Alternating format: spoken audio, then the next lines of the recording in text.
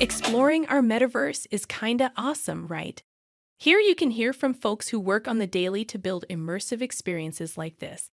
Get inspired for how customer experiences like these can boost your brand. It's time to tune in to Dr. Mark van Rijmenam, founder of Datafloq and the Digital Speaker, who will talk about stepping into the metaverse. Welcome everyone, and thanks for watching this fireside chat here today with Dr. Mark van Rijmenam. We'll be talking all about the metaverse in a little bit, but before we do so, I'll quickly introduce myself. My name is Lisanne Maatman, and I work at DEPT as the lead data strategy consultant. And I'm here today with Mark. Mark, maybe you can introduce yourself. Sure. Well, thank you very much for having me, Lisanne. It's absolutely a pleasure to be here. My name is indeed Mark van Rijmenam. I am a future tech strategist. So I think about how emerging technologies are changing our society, our organizations. I am also known as the digital speaker because I deliver keynotes not only in person, but also with my avatar or as a hologram. And I'm the author of a new book called Step into the Metaverse. Cool. Well, thanks for the introduction, Mark. And I would indeed like to deep dive into your new book, Step into the Metaverse. It has already been released, and our Meta Festival attendees also have the chance to purchase a copy of the ebook. So I would definitely recommend you get yours now. So let's move on to the questions and explore the immersive internet. Yeah, first up, I mean, there's a lot of talk about the metaverse, right? It is a new environment and we'll all be interacting there, but it does still feel like it's a bit of a split or a separation from the physical world, like an either or. What are your thoughts about that, about merging really the physical and the digital worlds in the metaverse? Sure. So I think that's a very good question to start with. And the metaverse is still, it's very, very early days at the moment. And we're really at the dawn of the metaverse.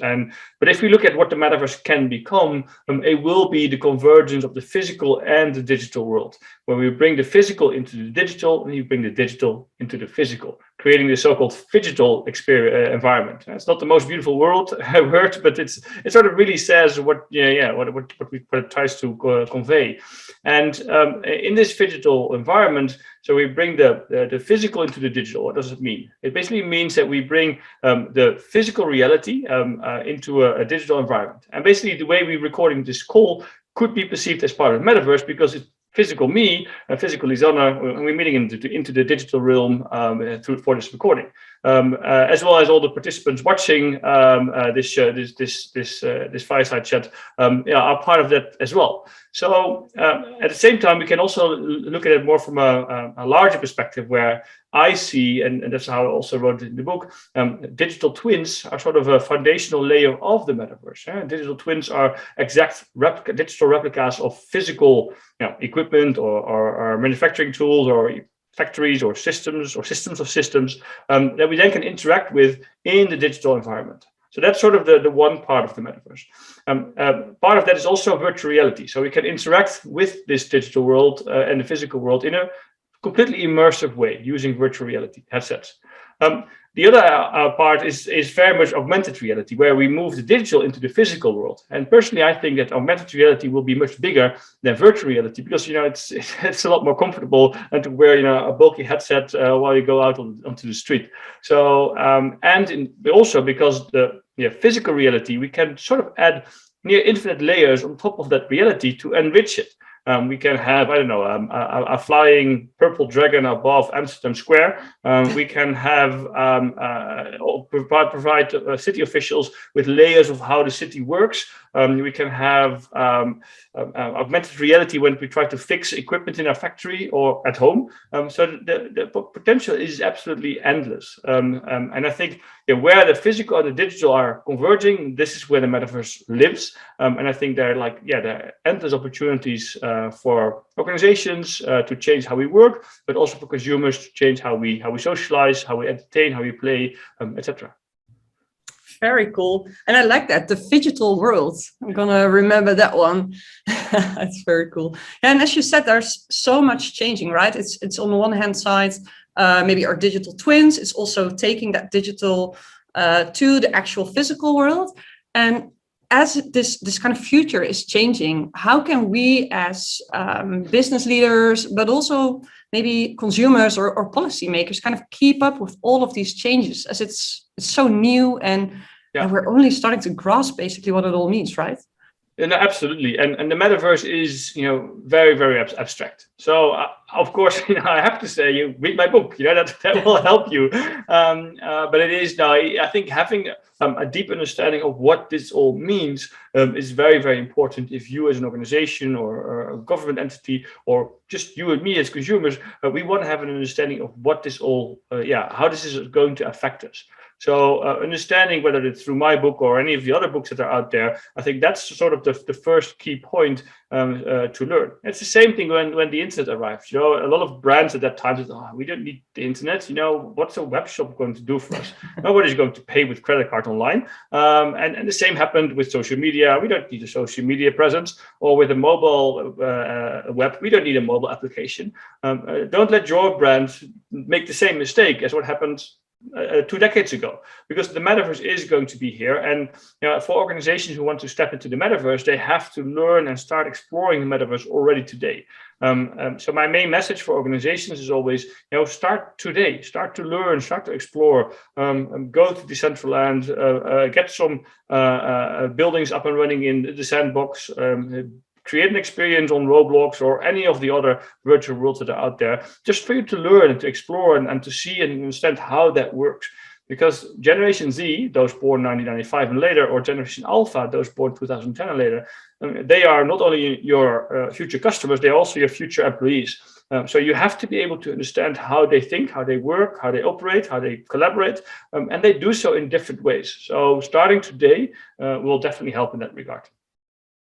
And so basically starting with awareness and being conscious of what is changing, and all at the same time also start experimenting, really, right? Using a sandbox to get some first experiences up and running. Yeah, correct. Yeah, I think that's important, because only the metaverse is very much like social media.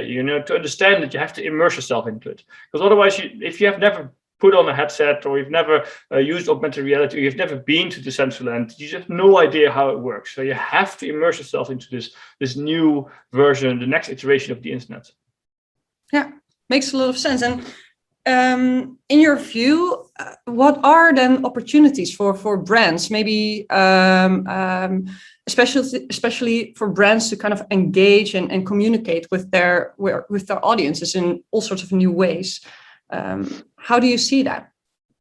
Well, I think that there are multiple ways that brands can benefit from the metaverse, because the metaverse will change how we experience things, how we buy stuff, how we work, and how we collaborate. So just to give an example, in the metaverse, we will all have avatars, and these avatars will have, as a person, you can have multiple avatars. You can have, be that green or a purple dinosaur walking around. You can be, a Barbie, a pink Barbie, or you can be Toad from Mario Kart. It really doesn't matter who you be, because you can be who you want to be.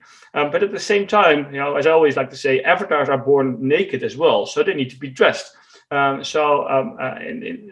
Digital fashion in this regard will be very, very important and a big part of the metaverse.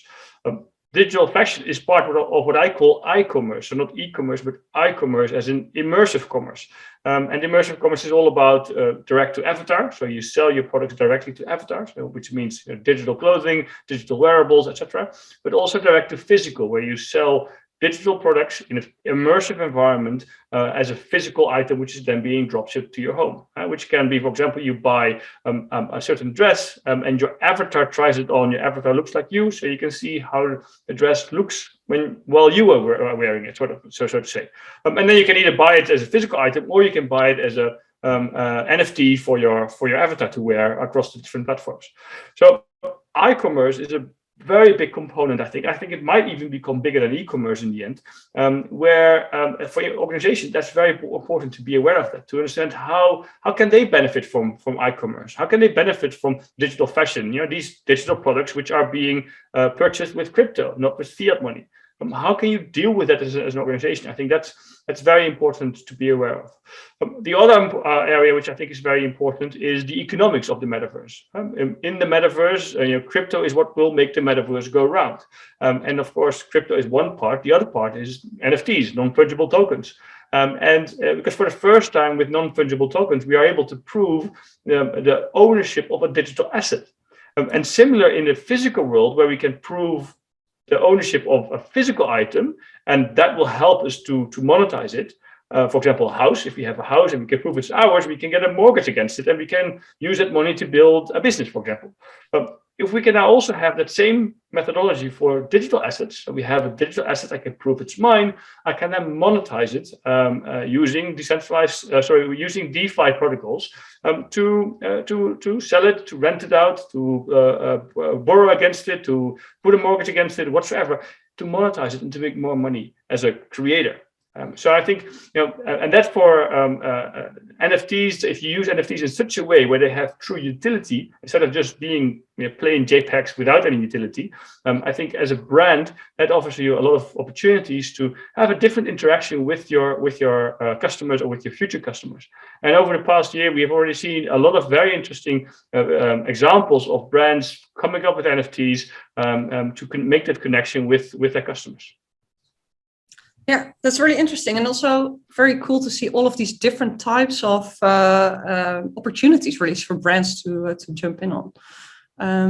Apart from these opportunities, we also see some of our clients and brands being somewhat skeptical about the metaverse, and especially about losing ownership, so to say, of their content or losing ownership of their customers.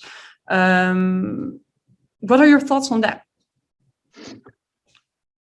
That's an interesting perspective, because yes, the metaverse is community driven. Yes, in the metaverse, Generation Z, Generation Alpha, they are the metaverse natives. And as a brand, you should not come in as a know-it-all brand and say, oh, I know how this all works, and I'm going to tell you how this all works, because you don't. It's new for brands. While Generation Alpha and Generation Z, they have been living this already for years. So I wouldn't say it's you lose control. It's just a different approach to collaborating. Generation Z and Generation Alpha, they expect an experience, whether it's for buying products or working for you as a brand.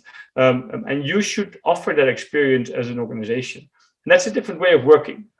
So I don't think it necessarily means that you lose control. It just means that it's a different way of working. And simply seeing the metaverse as another marketing channel that you just pass it on to your intern, I wouldn't do that. It is truly a new business unit almost, just like e-commerce has become so important for organizations that they have entire departments for it. I think the same will eventually happen with the metaverse. I think that's also very cool. I mean, everyone who knows me knows that I'm all for interacting with your customers, and especially learning about your customers to add value. And I think starting to interact with your customers in the metaverse is really a great way to also enhance that, right? I think in that sense, also an opportunity in a sense. Well, absolutely. And the customers in the metaverse, they expect that. They expect this two-way interaction. The metaverse natives, they do not accept display ads that follow you around the web. That just doesn't work anymore. And you have to step up your game as a brand if you want to have a chance to succeed. And of course, brands will make mistakes, and especially in these early days, there are a lot of mistakes already being made. But I think that's good, because it allows us to find out, and figure out what works, what doesn't work, what works for you as your brand, what doesn't work for you as your brand, because of course that's different as well. I think it's a unique opportunity for organizations to find new ways how they can interact with customers, but also future customers. Yeah. Hey, and you mentioned mistakes are being made, and this is also something you write about in your book, about when it goes wrong in the metaverse, things like data breaches, but also mental health issues. How do you think we can kind of tackle those dangers, so to say, and how can we keep track of all of these issues and kind of fix them proactively, perhaps? Wow, I dedicated an entire chapter on the dangers of the metaverse because these are real, and I'm very positive. I have a very positive approach to life and also to the metaverse. I think it offers unique opportunities to create this trillion-dollar socio-economy. But there are definitely dangers, and especially, or even worse, I must say, everything that all the dangers and the problems that we have in the current web will be extrapolated in the metaverse, simply because the metaverse is an immersive web, so it's immersive internet. So all the dangers will be worse. We'll have more polarization, we'll have more harassment, we'll have more cyberbullying, we will have more data breaches, we will have more data collection, we'll have more cyber breaches, we will have more health issues. So yes, this is problematic, and I think it's very important to be aware of that. It's important to be aware of what kind of issues will there be. There are already, not many fortunately, but there are already people dying because they are playing 24 hours video games. It will be happening that in the metaverse people will live in the metaverse 24 hours a day, and as a consequence they might die. People will get addicted to the metaverse if the virtual world is more appealing to them than the physical world. Not we something already to look forward to, though. No, definitely not. And we've also seen a lot of sexual harassment already happening in the metaverse, and especially in an immersive environment. If the latency and the image quality is good enough for our brains, it doesn't matter. It doesn't see the difference between virtual and physical. So if you are being sexually harassed, it feels real, and that's really problematic. And then we have other issues such as deep fakes. Deep fakes are already a problem, but wait until we have digital deep fakes. I have, as an example, I've currently created a digital human of myself. So that's an exact digital replica of me.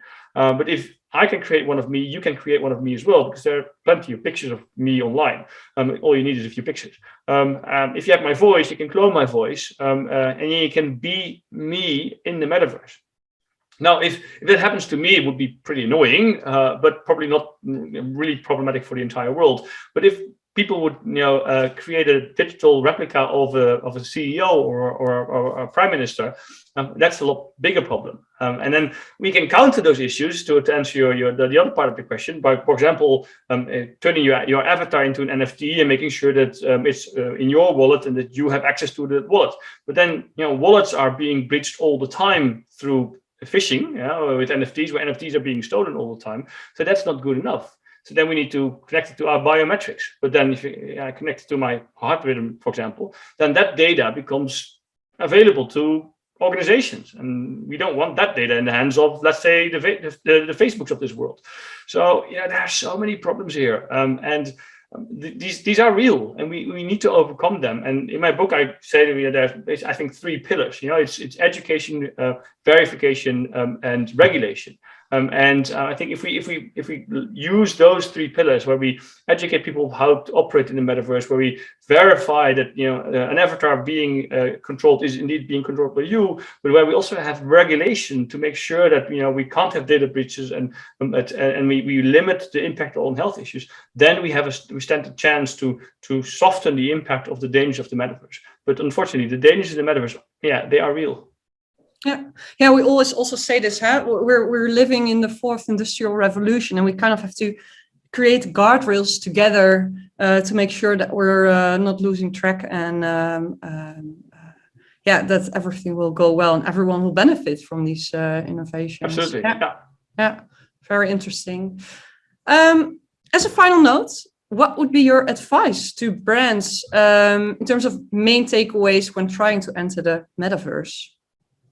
Well, I think the main important note would be to listen to the community, to understand what they want, and to be open to learning and to stepping into the metaverse today, to start exploring how you can co-create, how you can collaborate with them, how you can innovate with them. But at the same time, if you are stepping into the metaverse, don't try to copy reality. In the metaverse, the laws of physics do not apply. So I've seen examples of companies trying to completely copy their physical store, and that to me doesn't make sense at all, because you can go crazy.